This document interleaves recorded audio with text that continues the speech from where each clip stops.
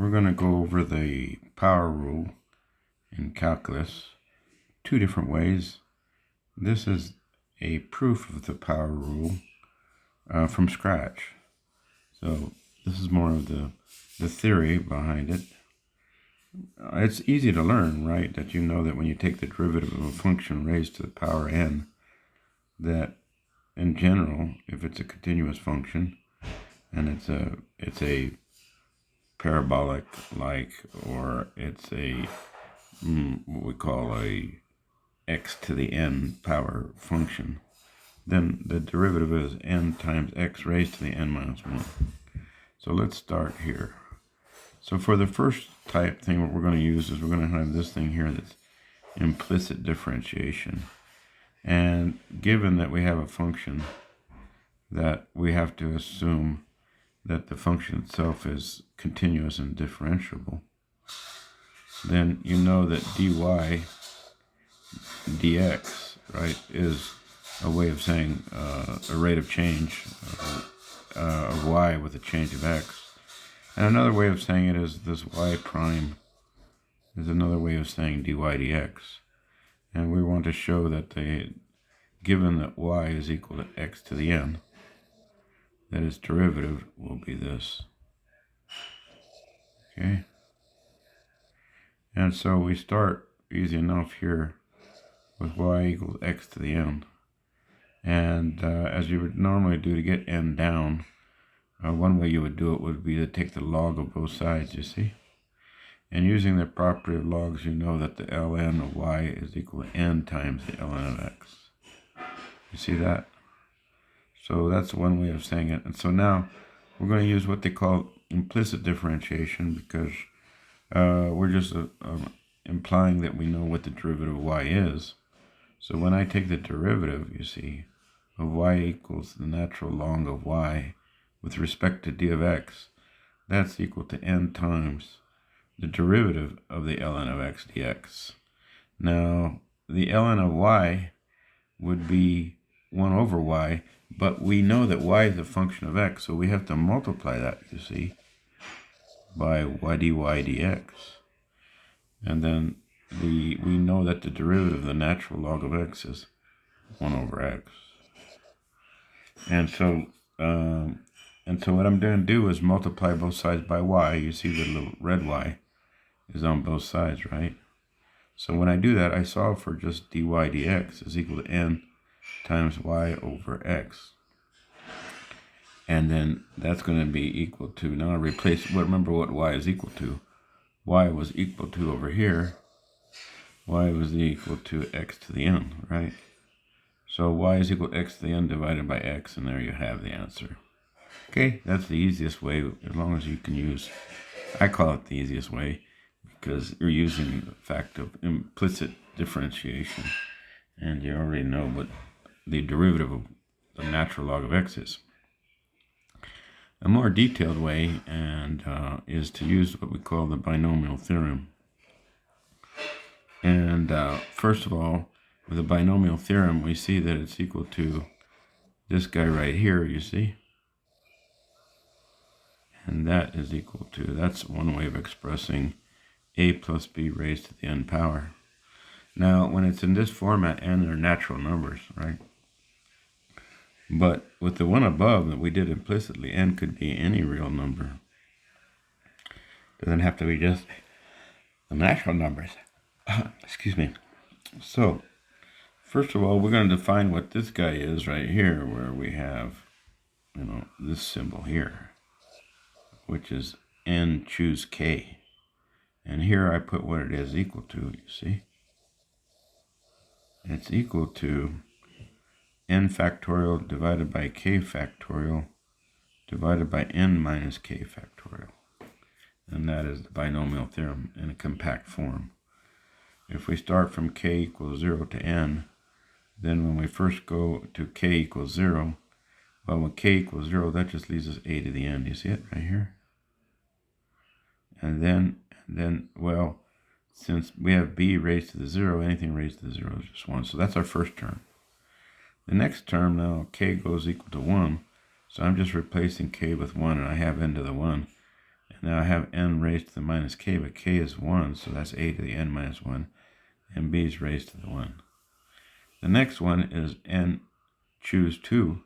You see it right there? N choose 2. And in this case, that would be a to the n minus 2. And then b raised to the k. Well, k is equal to 2. Plus, and we continue in the same fashion, n choose 3. That's a to the minus 3, b to the 3. Plus dot, dot, dot. Now, the second to the last term will be n choose n minus 1. And that's going to be equal to a raised to the b minus 1. Oops, it looks like our alarm went off. Sorry about that. It'll be turned off here in a second. In the meantime, we have what is k equal to now? Well, k is equal to n minus 1, so we have, so if you raise a, so here we have n minus k, but k is equal to n minus 1, so the n's will subtract and they'll have a raised to the first power. And then b is k, and k is n to the minus 1, and there it is. And the last term is n choose n. And n choose n means, remember what a is, it's n minus k, but so if k is equal to n, then that's a to the 0, and anything to the 0 is 1. So over here, that's leaving b to the nth power, and that's it. Now, all I'm really doing from here on is, in fact, calculating what these rules are, these counting rules, right? So the first term is here, a to the n, you see it? And n choose 1, this guy right here, is the same as n factorial divided by 1 factorial, right? Divided by n minus 1 factorial. So that's just going to leave us n raised to the n factorial times b, okay? Then we go to the next term, that's this guy here. And if you take n factorial, right, divided by 1 factorial, and then divided by n minus 1 factorial, that's going to leave us this term here, which is n times n minus 1. And that's over 2 factorial, right? Because what we have here is, remember, divided by 2 factorial.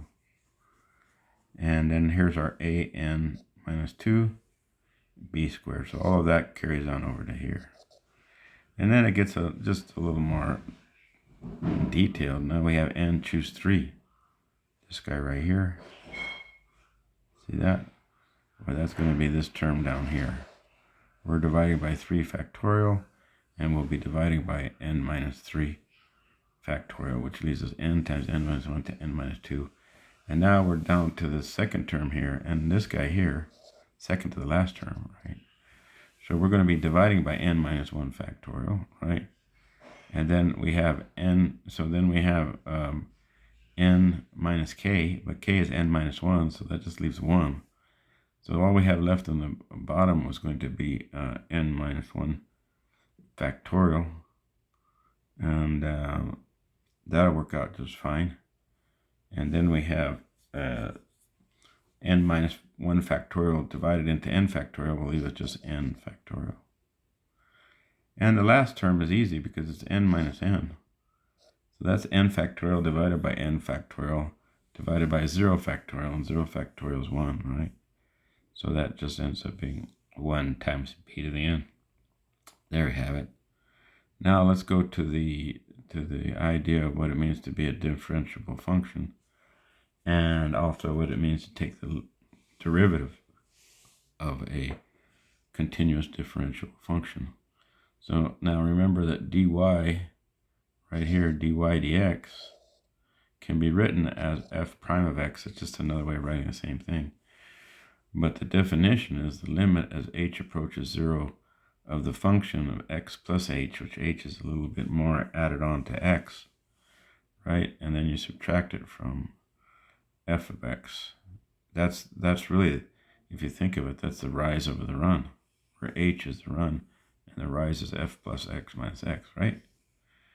And so remember the function's y equals x to the n.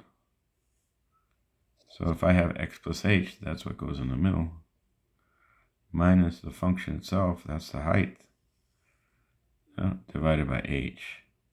Now, what I'm going to do is I'm going to take now I'm going to let a equal x, and then we're going to let b equal h, and I'll substitute it into this guy right here, this whole bit right here. See? So where there's an a, I put an x, and where there's a b, I put an h, and I just substituted out, and that's what I substituted out for. Remember, this would be similar to, keep in mind that, you know, instead of x, I'm swapping out from a plus b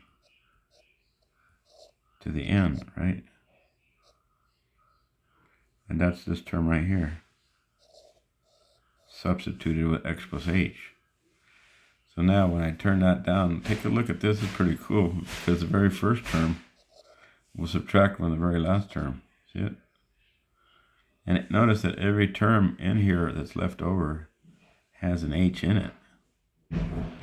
So if I factor out an h, you can see that this h gets pulled out.